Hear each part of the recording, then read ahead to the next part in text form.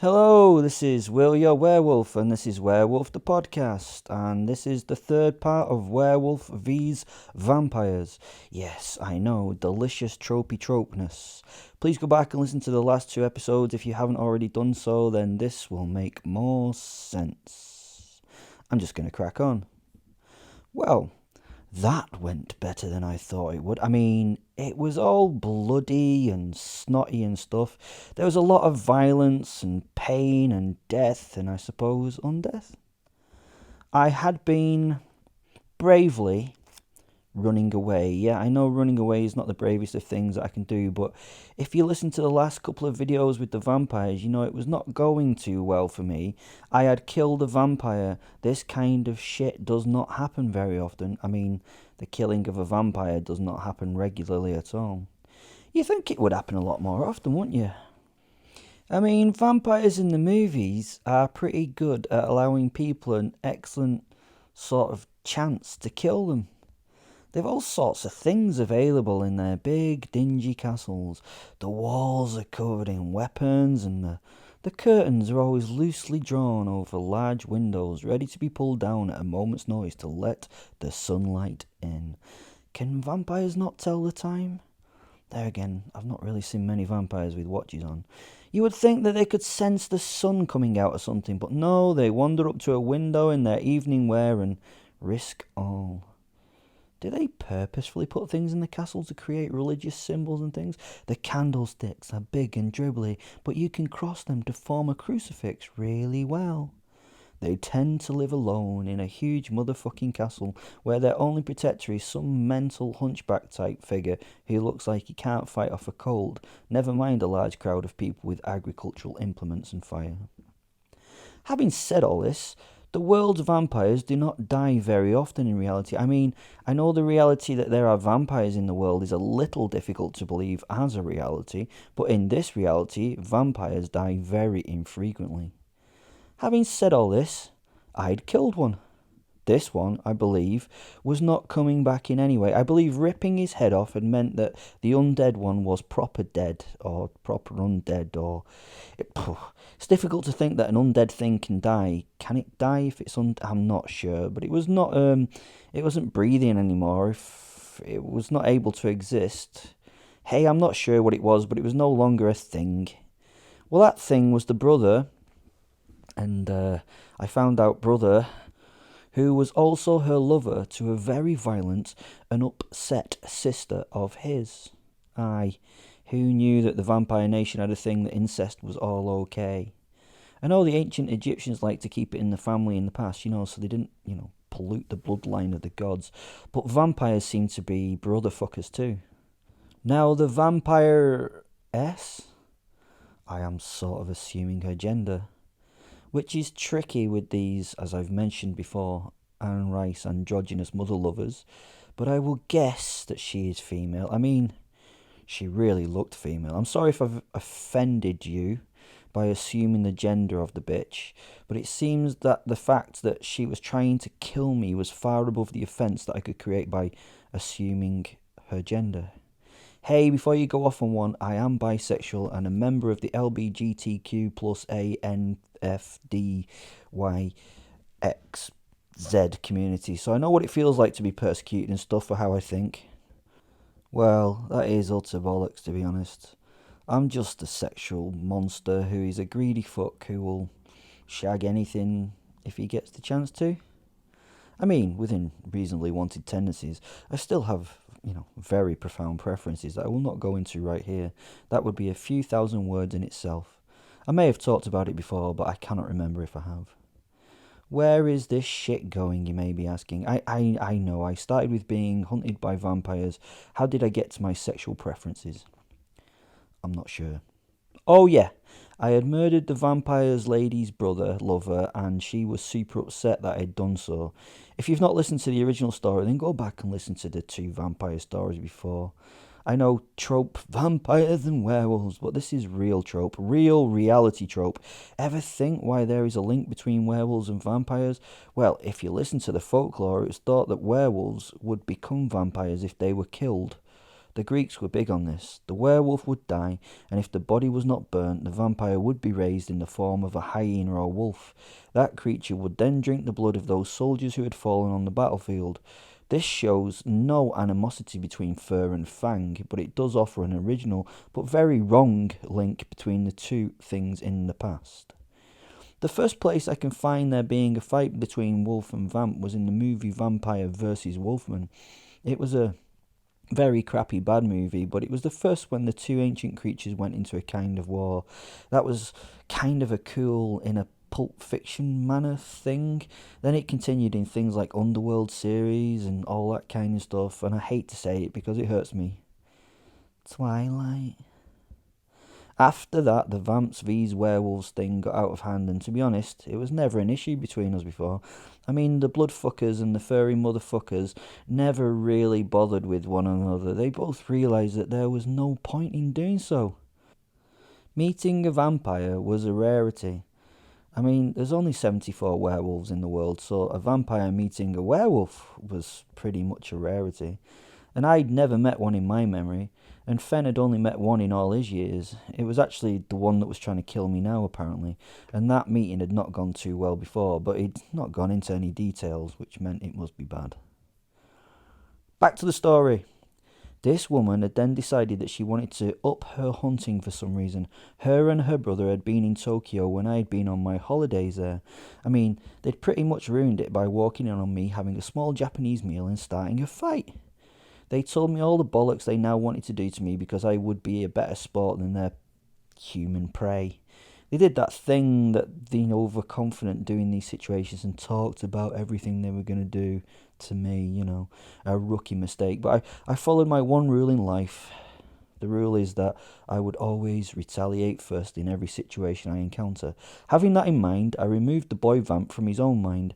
I'd ripped his head off. Well, that is if you assume that the mind is in the head. There are a lot of philosophers out there who spend a lot of time thinking about where the mind is in the body. Even if it is in the body, is it a soul and such? I mean, what I needed to do was not remove the mind, but remove the head.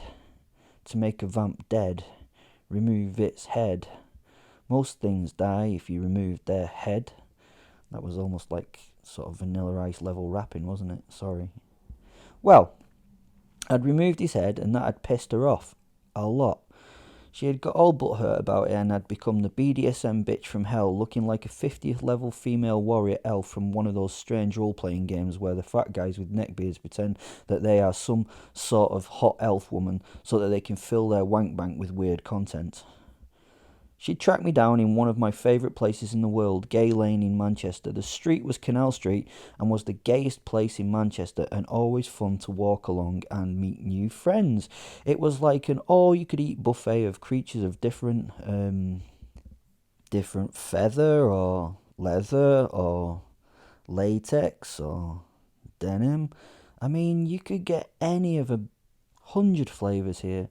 Not just gay men, gay women, there would be straight men, straight women, there would be any mixture that you can think of.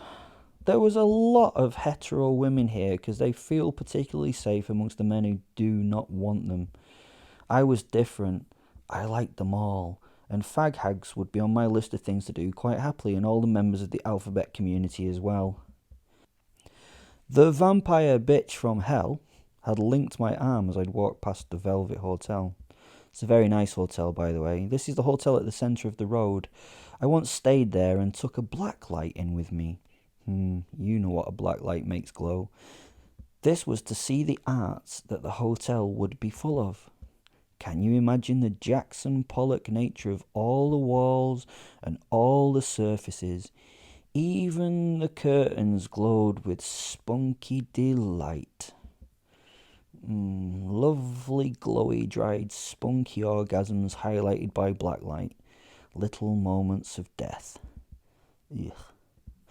We'd not gone into the hotel, which, to be honest, she wouldn't have had to try hard for me to do. We had wandered up the road arm in arm while she threatened me with a very sharp knife. She'd put a hole in my favourite jacket and introduced me to 8 of her friends that were there to make my life difficult and somewhat short. Like I said at the start of the story, I'd run away. I got into a spiritualist meeting in a big hall. The man was the mighty or great or fantastic or excellent Phil, and he had seen the souls that I had killed through my years. It had broken him, or almost broken him. I didn't really hang around to see. I always thought that this talking to the dead thing was bullshit, or that these fuckers were mentally ill, but it turns out that Phil was the truth. He met all my past victims who were moaning about me killing them. Jesus, I wish they'd get over it. They're dead. There's nothing they can do. That was the end of that story and where we should be now.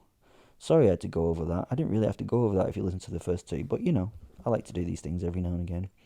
I was in the now emptying hall as all the people did the best thing that they could for them, which was to do what I was doing, which was to run away. There was only me and 8 vampires left. As before, I could tell that they were vampires. They were just charismatic and cool, evil bastards, a cross between the styling of Matrix movies and the high-quality BDSM clothing that you can, never afford. So I'm getting back to the story start almost at its end. I ran. I turned into the wolf and I ran. It was going so well. I hit the fire exit door at top speed and it bounced open to reveal one of my favourite things in the world. It was an empty alleyway. No one was about. I had my chance to run. I turned left and set off when a vamp landed in front of me. He wore a long white latex jacket, he had sunglasses on in the dark, and the 2 requisite fucking samurai swords that the vamps needed to fight with. I mean, they only choose the coolest things to fight with. Samurai swords were a bit cliche even for me though. The lady vamp, who was genuinely the best looking goth chick that I'd ever seen, had like these organic mini sort of H. Geiger broadswords. That was cool. Katanas. I ran to a halt where he was blocking my path, and as I did so, I changed back to my human form and stood in front of him with my arms crossed. He held his cool pose for a little too long while I watched him. I think he wanted to put a bit of fear into me, but already realised that he was trying too hard. He was not natural to this shit. I am the Werewolf. I am to stop you and hold you for Drinya, the Black, and her lost brother Val. I will hold you so she can get her revenge. I might have to stop you by removing parts from you, but that will be your choice. He snarled, showing his fangs and shit and taking up a pose that he thought looked dramatic and stuff. Derekiva? I asked him. Wait, Derekiva? Were you called Derek before you were a vamp? You're not a born vampire, huh, Derek? Fen wandered up behind the vampire, laughing in a very wolfy way. He loved taking the piss out of anything that took itself seriously. We, as a pair, hardly ever did anything seriously apart from our riot. That was my last name, the name before I was reborn. I am Derekiva. No, mate, you're called Derek. Derek? Derek the vampire. Fuck's sake, that is the saddest thing that I've ever heard. Derek the vampire. Hey, that's not such a bad thing, but it must really fuck with your ego, huh? You being called Derek and trying to be a cool vampire. I mean, look at you with your cool aviators and your what's that, white latex full-length jacket and your katanas and shit. You look, well, let's not say cool because that would be a bit of an out and a lie, but I can see you trying, and I'm sure that the other vampires do not take the piss out of you behind your back too much. Do you have like a cool vampire name on top of Derek, like a nickname? Perhaps you're like Derek via the Reaver or something. I burst into laughter at the great joke that I just amused myself with. He wasn't amused at all. He maintained his pose, but I saw the pain in his face, and it was fucking lovely. How did you guess, Wolf? He asked. How did I guess what? Pardon? How did you guess that I was named the Reaver? He continued. I shook my head in happy disbelief. What? I was right? Laughter overtook me entirely. Even vampires had a sense of humour that I could understand. Making poor Derek a vampire and a figure of fun. Derek the Reaver. Perfect. When were you actually turned, matey? This seems a very recent thing to my understanding. When was it? 2 months ago on Friday, he said. I had been waiting some 10 years, and they finally chose me to change because of my great work for the vampire community. 2 months on Friday. Shit, mate, that's like when a kid tells you that they're 6.5. I laughed. That wasn't so long ago, huh? What did you do for them then? I mean, what was the great work that you did for their community? I asked. I was linked to their business dynamics, he said. Is that your real accent? Okay, I smirked. What did you do? That really doesn't answer the question, I asked again. I was on the financial side of things.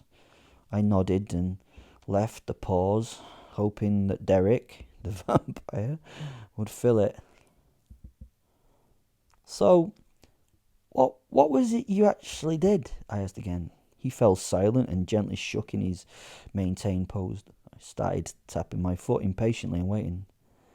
I was an accountant, he said. Fen and I started laughing like fuck. The coolest accountant in the fucking... A vampire accountant, I said sarcastically. Well, Derek, the undead accountant, we burst into laughter again. I'm afraid that you're in my way, and I will not chat with you for the next few minutes until your mates arrive to have me killed, I told him. I now smiled at Fen, and we decided we would get together and become the werewolf and do this vampire quickly. That way we could move on and not get held up for the scary Scooby Gang to get here.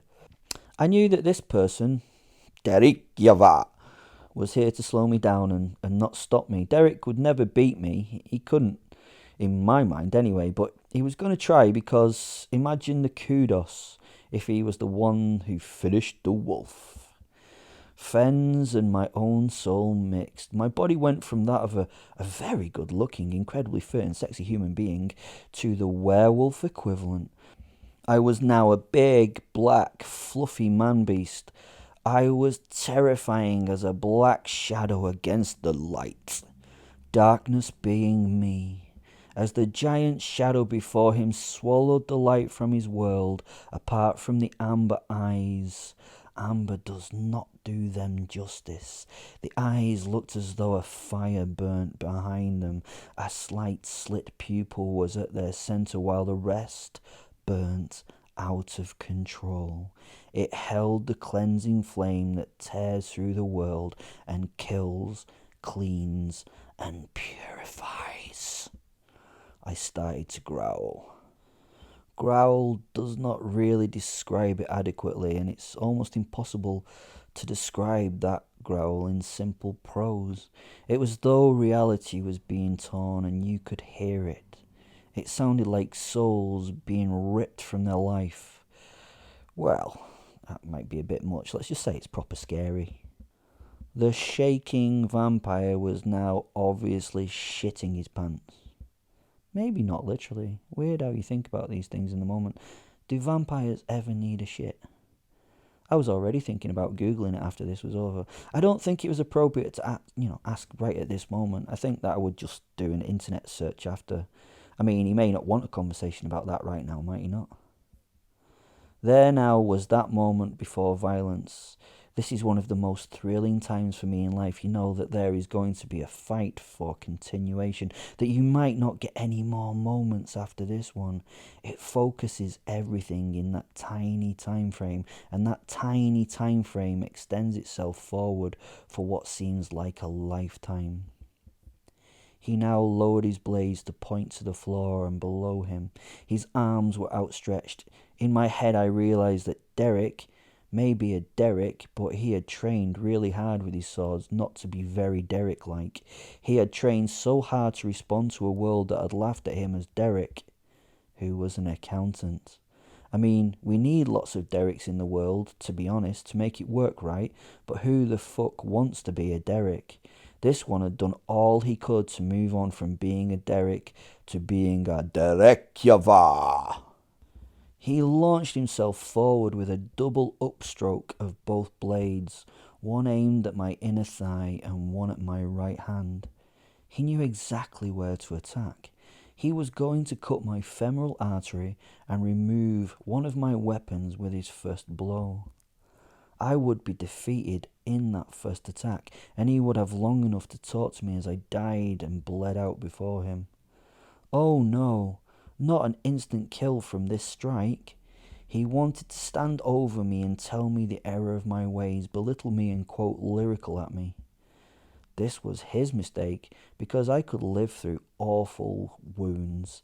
They heal quickly and I'm back to full functionality fast. The sword sliced into my leg and blood burst from it and instantly sprayed like a black shower from the wound. The other removed my paw, which span into the air and fell at some distance from the body. That was where he'd made his mistake. He now did the thing of pausing in place in his striking stance and admired his work. This, for some reason, is the thing that people do who learn the technical martial arts without learning to actually fucking fight. He stood there with a smug grin for about a tenth of a second. That is, before I put my left paw through his face. Now, when I say through his face, I mean through it. His head shattered like an egg and sent blood and brain goop spraying into the night. As the head turned into liquid, I kicked the body with my good leg. The shin of the leg hit the ribcage of the vamp and travelled a few inches into the ribcage before the leg's momentum was transferred to the body, making it fly sideways and into the wall of the alley, where it slipped to the floor in a very uncool pile. He was proper undead dead now. I knew if I smashed or removed the head of a vampire, they were dead. This was well deaderer than before now, and judging by the nastiness on my hand, that head was proper fucking broken.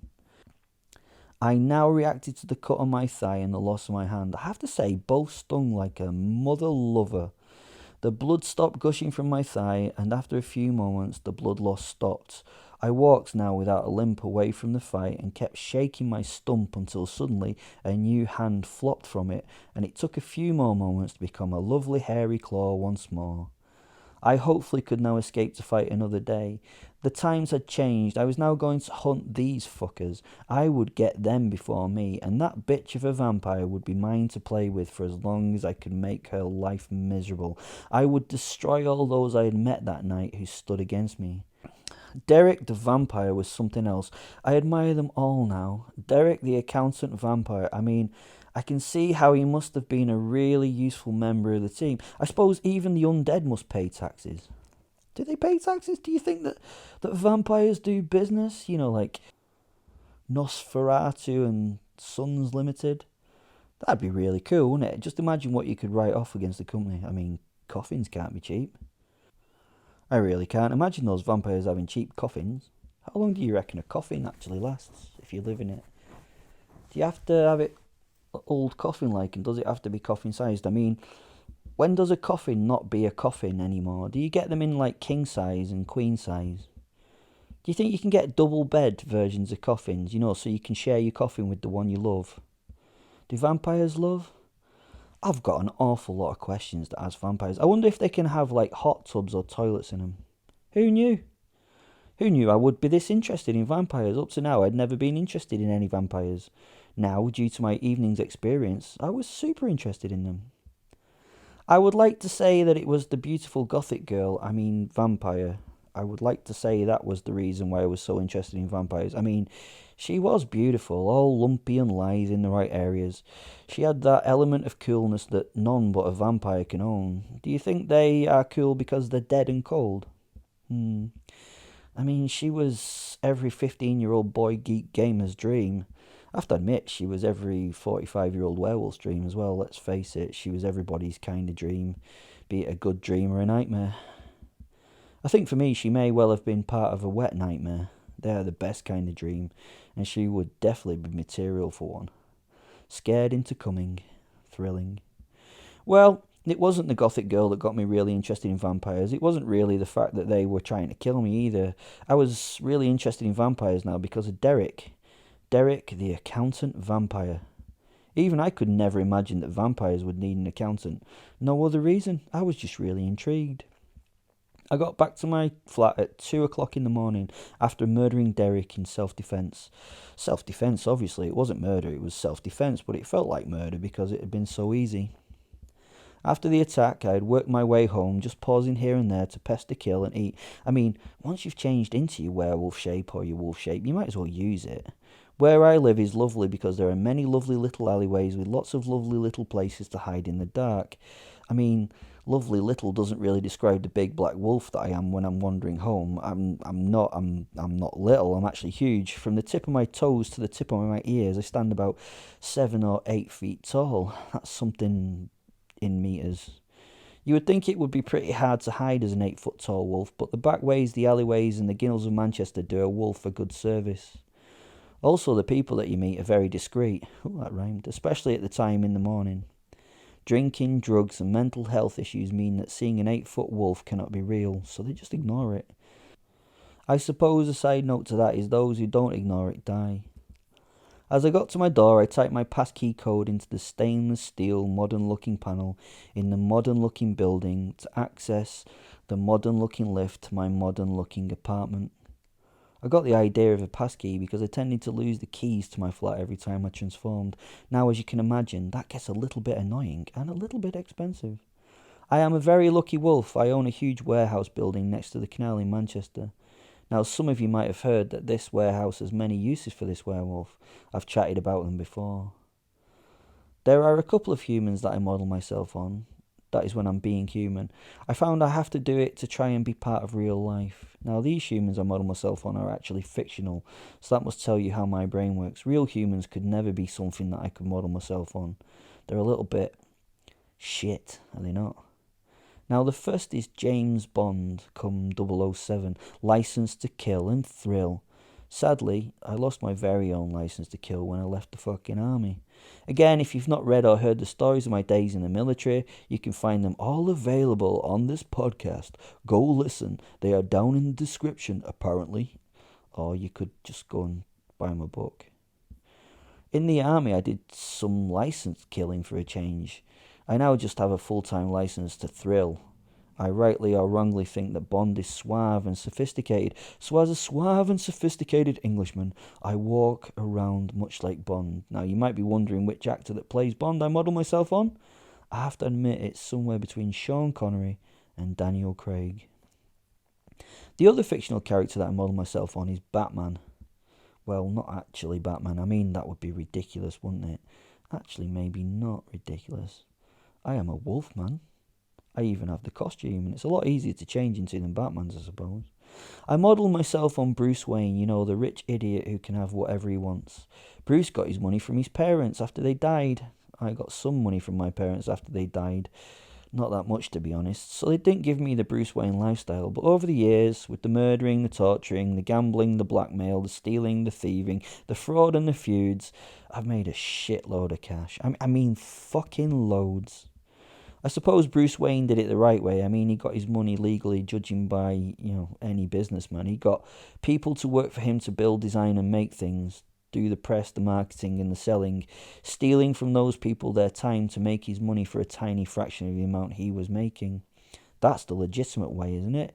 You get other people to give you parts of their life in form of time for a small amounts of money, while you get the large part of the money that they make because you're the business owner. Fair, right?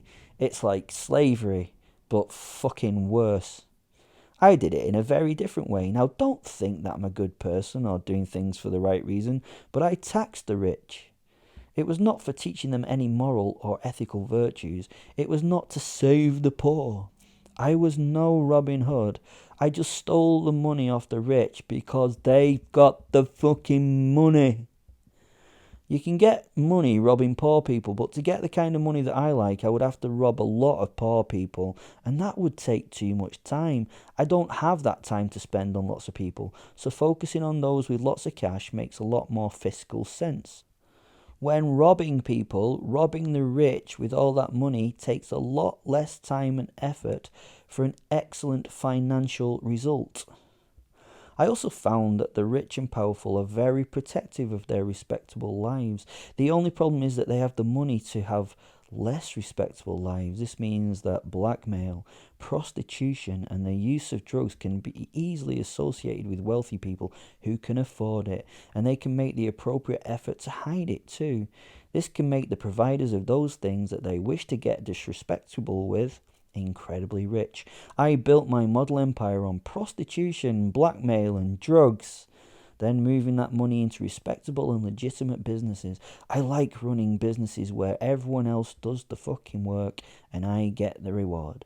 I also like being a criminal. Being a criminal, it's easy for a natural psychopath like myself. It is all based on the ability to make it about fear and violence. I have a massive propensity for those things, so criminality is straightforward. Psychopaths are so successful in this beautiful capitalist world. I was a working class Bruce Wayne, criminalizing the rich not to be poor. Also, criminalizing and blackmailing the rich gave me a lot of powerful friends. Well, influential people that I could tell what to do. I don't think they'd class me as a friend. Obviously, no one pretends not to be my friend because that would be suicide. They fear me because I will always go one step further than the other person is willing to go. I killed the only woman I ever loved to ensure that she could never be used against me. I found that living without her would be better than anyone being able to use her to blackmail me, to threaten my power, to stop me from doing whatever I wish to do. That is the level that I am willing to go to be the most powerful. Having said all this, why have I told you my human form is based on two fictional characters? Well, they're both smooth, sophisticated men. They both have plenty of charisma, money, and weird power, and the love of gadgets, just like me. Why do I always get sidetracked in these stories? Sorry, this is supposed to be about me hunting vampires, is it not? Anyway, my home is a large warehouse that has been split into 5 levels. At the very top of the warehouse is my penthouse suite. I would like to say it has beautiful views over Manchester. I can only say it has views over Manchester. Beautiful in Manchester, especially inner city Manchester, have no links. This top floor has an open plan where I live. Malcolm, my erstwhile servant, has his own flat down in the bowels of the warehouse. Well, a slave would be more an appropriate term for Malcolm. I own him. I have evidence of his propensity for child porn. I have proof of him loving children, but in the very wrong way. I will try and leave that for you not to imagine, so I have complete control over him and his life. You can read about him or listen about him in another podcast.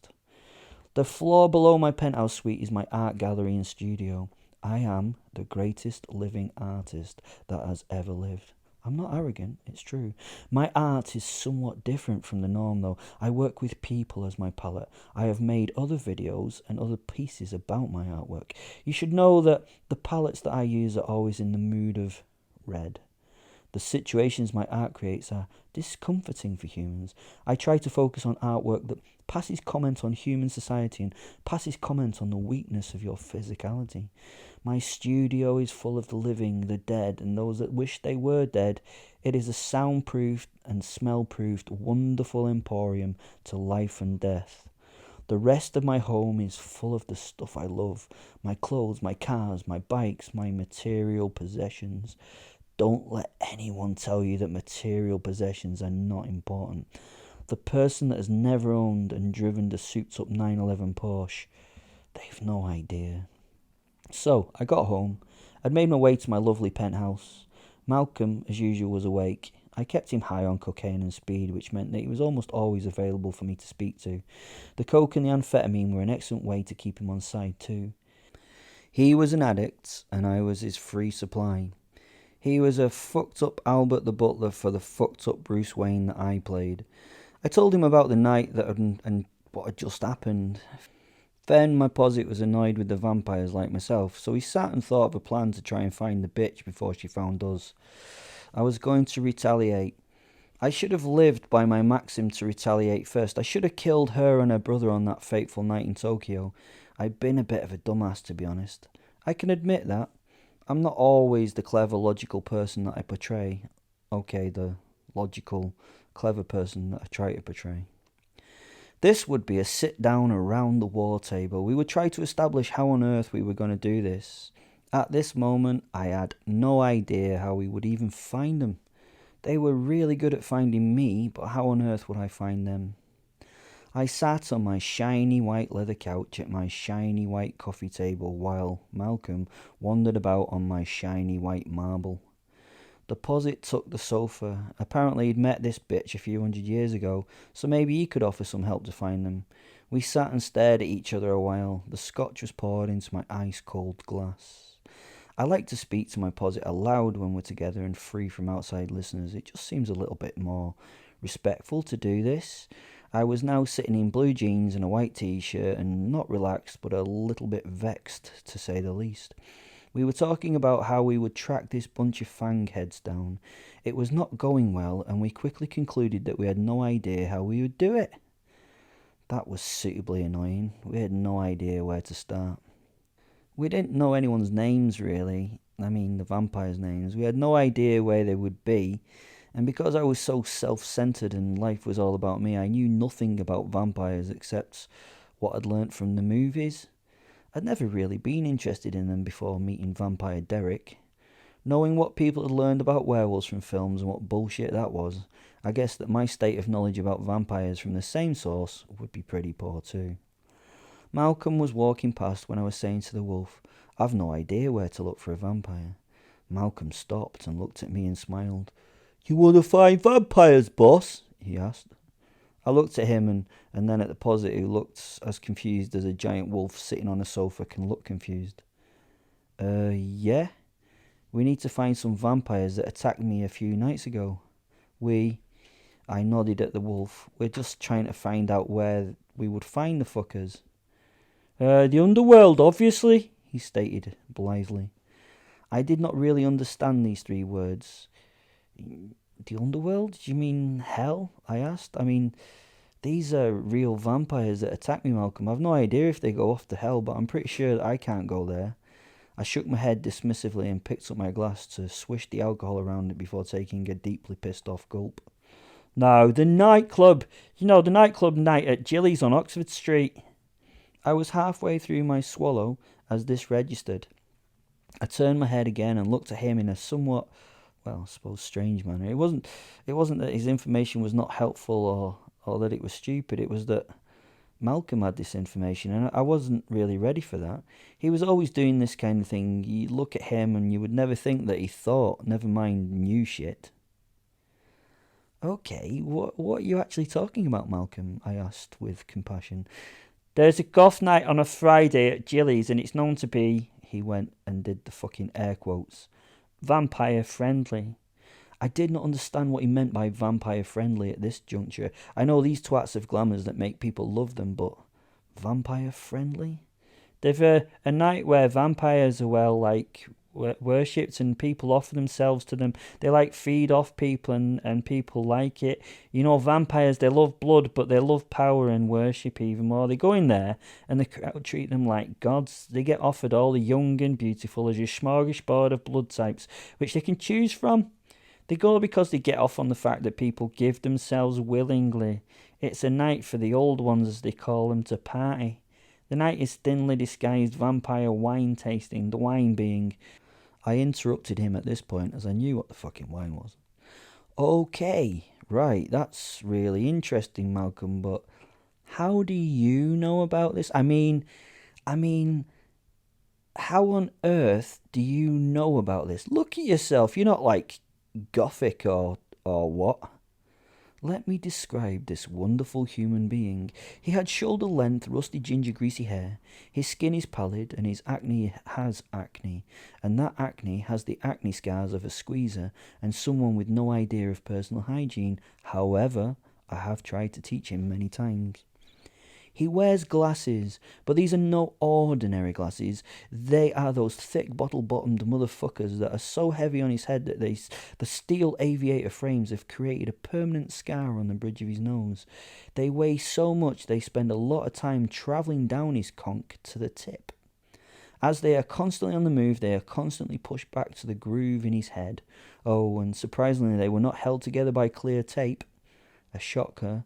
That is what you expected. No, these poor frames had been sat on and squished underneath his arse so many times that they are so warped that your attention is drawn to them and not the feckless face.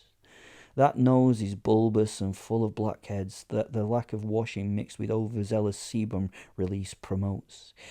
He was a heavy drinker, but I soon beat that habit out of him because he could not function as a caretaker of my most valuable things when drunk. I replaced his love of whiskey with a love of cocaine, which means he now needs me to fulfill his habit. He will never let me down for many reasons, but the main one is that he is an addict to my drugs. This change in the drug of choice means that his nose's red and hemorrhaged vessels are fading. They are being replaced with the sunken bulbous eyes of the coke fiend. He looks young for a man in his early 30s with acne and a baby face, so he's tried to grow a moustache and beard. I have to reiterate that he has tried to grow. It makes him look like, he looks like he's tried to grow a beard. The shame of it is he would actually be quite good looking if he had an ability to groom himself and present himself. To add to this lack of sexiness, he has big red blemishes on either side of his nose. At first he thought it was eczema, then I brought home a doctor for dinner and they looked at his eczema. We found out that he had athlete's foot on his face. He had a fucking foot fungus on his face. The sad thing was he was feeding the fungus with moisturiser with which he was trying to treat the eczema, which he didn't have. His physique is very strange as well, tall and gangly with a pot belly. His limbs were like bits of string, his knuckles, due to his posture, were by his knees. He was a hunchback of sorts.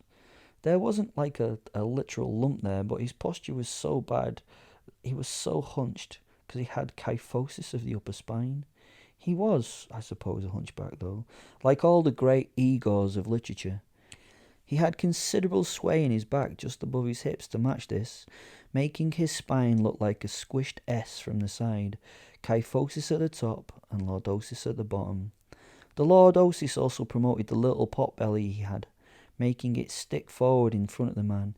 He looked like a chimp in his upper body, a strange contrast to a pair of the longest legs you ever saw on a man. He looked like he was standing on stilts as his shins seemed overly long. Oh, and he had fuck-off huge feet to add to this grotesque nature. He was a size 18. Sadly, what they say about men with enormous feet is not true. They don't always have a huge cock. He really did not. It was tiny. I mean, tiny. It was so small, and he did no pubic grooming, so the poor little thing was lost deep in the shag pile of the red, hairy, massive pubes. He also had no idea of how to dress. The poor fucker had socks and sandals the first time I met him. Not only socks and sandals, but white socks and brown sandals. Well, they should have been white socks. They were no longer white. He had his dirty, socked, massive feet in the biggest pair of what we would call Jesus sandals anyone could imagine. Big, brown leather sandals with big brass buckles. Yeesh, a herd of cows must have died to make those fuckers. I think to get trousers to fit correctly, he would have had to have them tailored to fit. That was not a thing that he would ever consider, so his grey nylon Farah trousers terminated well above his ankles. These pants were not, as we would say, as like kids, as being half-mast, but they were 3/4 length. I mean, it was a look, a real look. Oh, and he wore baggy shirts as a rule to try and hide the body beneath them. It didn't work. We haven't finished describing this unfortunate fuck.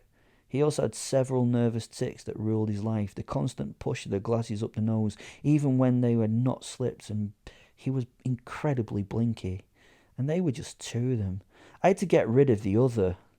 That was his hands would often be down the front of his trousers, rummaging there in his crotch. We had to stop that one. It made me feel uncomfortable when we were speaking. Let's finish it with the final straws that the awful God he believed in and prostrated himself in front of had given him. His voice and his mannerisms made him a target for everyone. He was fucking perfect for me, the ideal guy to manipulate by the perfect God, which was me. He worshipped at the altar of Will and was loyal and particularly good at his job. So a slave to me he was, oh, and a huge sexual pervert to boot. All in all, he wasn't very gothic. You know me, boss. I'm a huge perv, so I smell anything kinky within 100 square miles.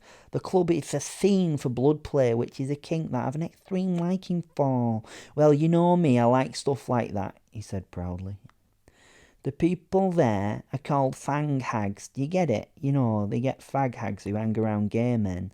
So what they've cleverly done is subsume that name and call themselves fang hags. You know, even the guys call them that because they're all androgynous and fuck.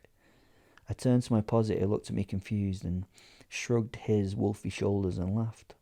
Always good to have a massive perv in the household. It seems like our only lead. I think that we have a date in the underworld tomorrow night. He started laughing hysterically then. The best thing about this is that there's a dress code to enter and you're gonna have to fucking wear it. That'll cause you more pain than the vampires ever did. I can't wait to see you goth it up, Will. He continued to giggle because he was right. I swallowed the last of my scotch and slammed the glass on the table. Fuck me sideways. Thanks for listening. That's the end of the episode. I hope you really enjoyed it. If you did and you want to support the show, there is a support the show link in the description. Also, there's a book there. There's my Twitter handle if you want to hear me twatter. And there is a Facebook group that now has 4 people in it.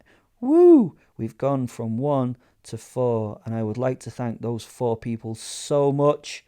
You are wonderful, and I apologise for the things that I actually put on that group. It's not my fault. I'm a werewolf. Okay, love you, bye.